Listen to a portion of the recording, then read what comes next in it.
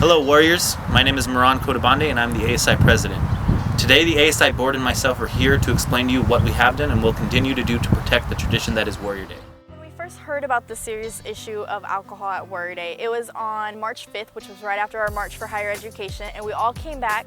We'd heard about it a couple days before because VP Susanna Espinoza had brought the attention to our directors, and so we understood 27 arrests at the last Warrior Day. We came together as a board and we called an emergency meeting, and we all met on a night and we just sat there for a few hours and we brainstormed and we came up with 5 resolutions that we were going to make to impact students. And we brought this as a policy and we brought it to the VP Susanna Espinoza and we presented it to her, and we felt very good about the presentation, what we'd gathered, what we'd thought about. We'd really brought the student aspect to making a difference with alcohol on Warrior Day. But when we got to the meeting, we didn't quite get the reception that we'd been expecting. She was very concerned and we didn't have this positive communication. And then the next day she followed it with an email telling us that our 5 points weren't enough. The ASI Board of Directors decided to meet with Student Affairs for the second time.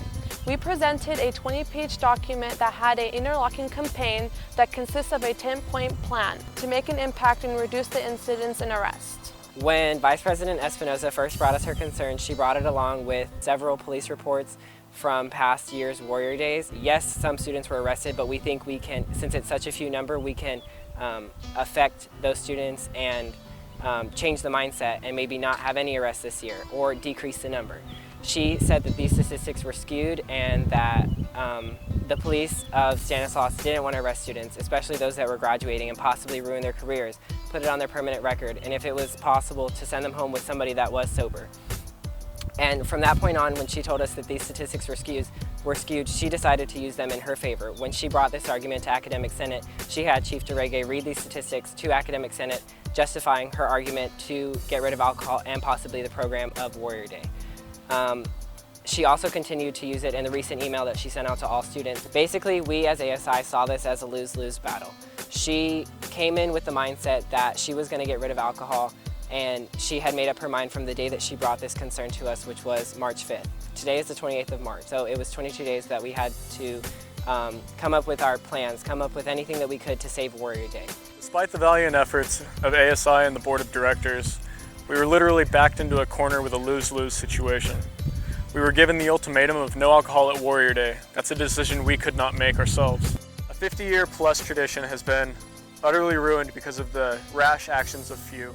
We understand that students are frustrated, upset, and angered regarding the cancellation of Warrior Day. But because of this, we urge you to please voice your opinions. Please come to our open forum next Thursday, April 5th. We understand everyone's frustration and concerns pertaining to this matter. I, as a graduating senior, am heartbroken that I won't be able to celebrate my last Warrior Day. Because of the reasons the directors have said before, we had to entertain the most difficult decision that the ASI has ever had to entertain. And that was the inevitable cancellation of the 2012 Warrior Day to preserve the tradition for years to come. This tradition was long and hard to make and extended into the wee hours of the night before we ultimately voted on it.